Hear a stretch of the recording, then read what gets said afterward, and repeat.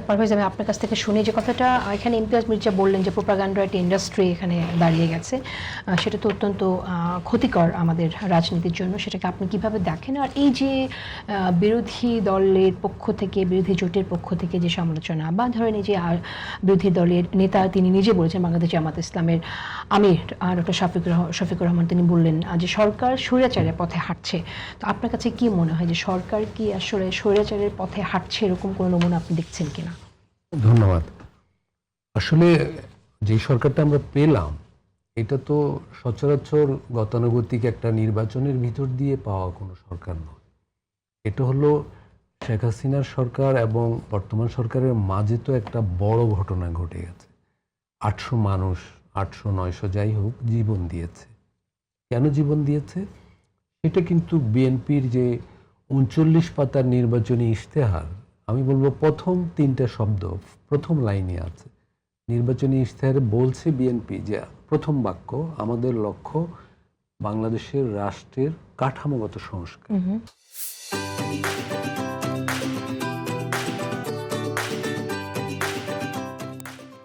ঠিক আছে, তার মানে বিএনপি নিজে বুঝতে পেরেছে যে তারা এমন একটা পরিস্থিতিতে এসে দাঁড়িয়েছে বাংলাদেশ এবং তারা, যে বাংলাদেশের কাঠামোগত সংস্কার দরকার।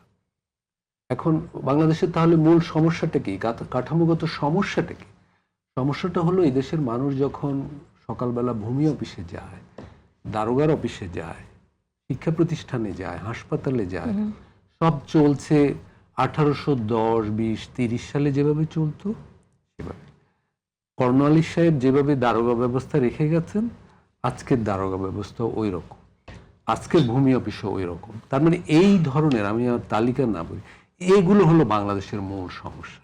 আমরা আরবান মানুষ, বাছাই করা মানুষরা অনেক কিছু বলতে পারি, কিন্তু কোটি কোটি মানুষ গ্রাম, উপজেলা, জেলায় প্রতিদিন তাদের সমস্যা হলো ডিসি অফিস, ভূমি অফিস, দারোগার অফিস, শিক্ষা প্রতিষ্ঠান, হাসপাতাল ইত্যাদি হলো তাদের সমস্যা। তার মানে এগুলা কাঠামোগত সংকট আছে, সেগুলো সমাধান করতে হবে। পুলিশ বাহিনীতে ধরেন, এখন পুলিশ বাহিনীতে রিফর্ম দরকার। এর মানে এই নয় পুলিশ বাহিনীর পোশাক পরিবর্তন। আমরা দেখলাম গত সরকার একবার পোশাক পরিবর্তন করেছে, এই সরকার আরেকবার পোশাক পরিবর্তন করেছে। আমি জানি না এই সরকারগুলো কি ভাবে। বাংলাদেশের মানুষকে তো এতটা বোকা ভাবা উচিত নয়। কিছু মানুষকে কিছু সময়ের জন্য বোকা বানানো যায়, কিন্তু সব মানুষকে তো সব সময়ের জন্য বোকা বানানো যায় না। আজকে শুনলাম যে র্যাবের নাম পরিবর্তন হবে। র্যাব নিয়ে সংকটটা এই নয় যে র্যাবের নামই সমস্যা, আসলে এই ধরনের বাহিনীর জবাবদিহিতায় সমস্যা। আমাদের এরকম প্রত্যেকটা ক্ষেত্রে সংস্কার মানে পোশাক, নাম ইত্যাদি পরিবর্তন নয়। সংস্কার মানে হলো কাঠামোগত পরিবর্তন, কিন্তু সেগুলো আমরা পাইনি।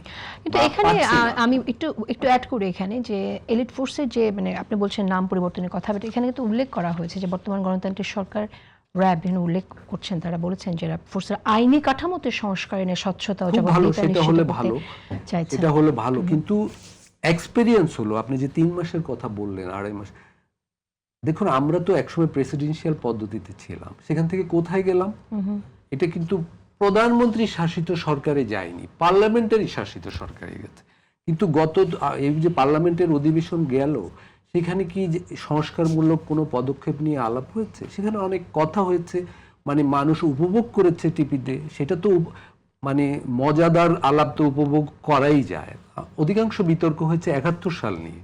আমরা তো এটা 2024 সাল এবং 2026 সাল, 24 সালে একটা বড় ঘটনা ঘটে গেছে।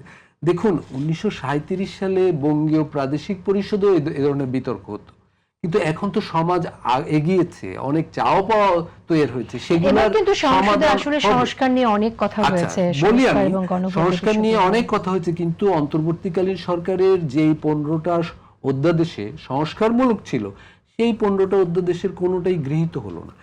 নিশ্চয়ই বিএনপির সেগুলো সংশোধন করার অধিকার ছিল, তারা 2/3 মেজরিটি নিয়ে এসেছে, কিন্তু সংশোধন করেও গৃহীত হলো না, মানে সেগুলো অকার্যকরী হয়ে গেল। এবং 98টা যেগুলো গৃহীত হলো, সেগুলো কিন্তু মৌলিক কাঠামোগত সংস্কারের কিছু নয়। আমি একটা উদাহরণ দিই, বিএনপিরই ইশতেহারে রয়েছে যে আমরা বিচার বিভাগকে পৃথকীকরণ করব। এটা বাংলাদেশের পুরনো দাবি এবং বিএনপির কমিটমেন্ট রয়েছে। বিচার বিভাগ পৃথকীকরণ সংক্রান্ত কি যে অগ্রগতি হলো, সেটা কিন্তু বিএনপি বাতিল করে দিল অধ্যাদেশটা। তাহলে আমরা এগোবো কিভাবে? আমি তো দেখতে পাচ্ছি যে বাংলাদেশ 0 পয়েন্টে চলে গেল আবার।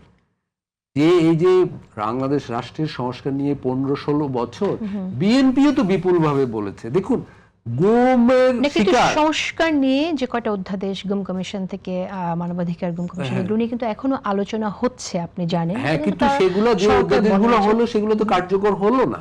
তার মানে আবার আমরা ওই 0 পয়েন্ট থেকে শুরু করতে চাচ্ছি। দেখুন এই যে এগুলো তো গুমের শিকার সবচেয়ে বেশি মানুষ তো বিএনপিরই ছিল।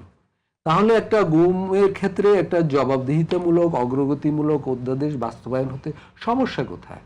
সমস্যা তো ছিল না। বিচার বিভাগ পৃথকীকরণ সংক্রান্ত যে অধ্যাদেশটা হয়েছে, সরকার যে প্রতিশ্রুতি দিচ্ছে যে এবং সেটার জন্য আমরা অপেক্ষা করব, এই জন্যই বললাম সংশোধনের বিশেষ কমিটি করছে, আপনি কি এটা মনে করছেন? না, খুবই ভালো, আমরা এখনো অপেক্ষা করব। 3 মাস অপেক্ষা পেরিয়ে যায়নি, কিন্তু আমি বলছি এই 3 মাসের যে প্রবণতাগুলো, যে লক্ষণগুলো, সেগুলো কিন্তু মানে খুবই আশাবাদী হওয়ার মতো নয়। দেখুন মানে প্রায়োরিটি কি? একটা সমাজে তো অনেক দ্বন্দ্ব থাকে, অনেক সমস্যা থাকে, নিশ্চয়ই আপনি প্রায়োরিটি ঠিক করেন যে অগ্রাধিকার কি দেব।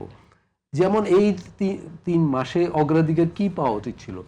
যুক্তরাষ্ট্রের সাথে যে বাণিজ্য চুক্তিটা, সেটাও কিন্তু সংসদে আলোচিত হলো না। এবং আমাদের একটা বড় দুর্ভাগ্য এবার কি, এবার আমরা একটা বিরোধী দলও পেলাম না। এমন একটা বিরোধী দল আমরা পেলাম যেন সরকারের সাথে তারা যে পুরনো জোটে ছিল, মনে হয় যেন সেই জোটেই তারা রয়েছে। এক চিমটি বিরোধিতা মানে আর এক মুঠো সমঝোতা, এরকম একটা পরিবেশ পার্লামেন্টে কিন্তু দেখা এখানে যে যাচ্ছে। এনসিপি যুক্ত হয়েছে, আপনি কি খুব একটা মানে আশা রাখতে পারছেন না? মানে বা এনসিপি যে পারফরম্যান্স বিরোধী জোটে আছে তাদের পারফরম্যান্সে কি আপনি সন্তুষ্ট না? যারা গণ আন্দোলনের নেতৃত্ব দিয়েছিল তারাই বলেছিল যে দিল্লি না ইসলামাবাদ, ঢাকা ঢাকা। কিন্তু এখন যখন দেখা যাচ্ছে বাংলাদেশ যুক্তরাষ্ট্রের সাথে বাণিজ্য চুক্তির মধ্য দিয়ে তার সার্বভৌমত্ব কম্প্রোমাইজ করে ফেলেছে এবং ওয়াশিংটনের কাছে প্রায় নতজানু হয়ে পড়েছে। দেখুন আমরা রাশিয়া থেকে তেল কেনার সময় অনুমতি নিতে হয় ওয়াশিংটন থেকে। ওয়াশিংটন বলে দিচ্ছে আমাদের কি বিমান লাগবে না মুরগির মাংস লাগবে, না আমাদের কি কি লাগবে তার থেকে কিনতে হবে, আমাদের এলএনজি তার থেকে কিনতে হবে। আমাদের কোনো চয়েস থাকছে না রাষ্ট্র পরিচালনায়। এটা তো একটা গুরুতর বিষয়। রাষ্ট্র দেখুন সবার, আজকে বিএনপি আছে, কালকে আরেক দল আসবে, কিন্তু এই যে আমাদের সার্বভৌমত্ব যে অন্তর্বর্তীকালীন সরকার কম্প্রোমাইজ করে গেল, এনসিপি, জামাত ইসলাম, কোন দল তো সংসদে সেটা উত্থাপন করলো না যে চুক্তিটা একটু খুলে দেখি কি আছে, চুক্তিটা একটু জনগণের না হোক, আমরা সংসদ সদস্যরা একটু জানি। একটা শব্দ উচ্চারিত হলো। আচ্ছা,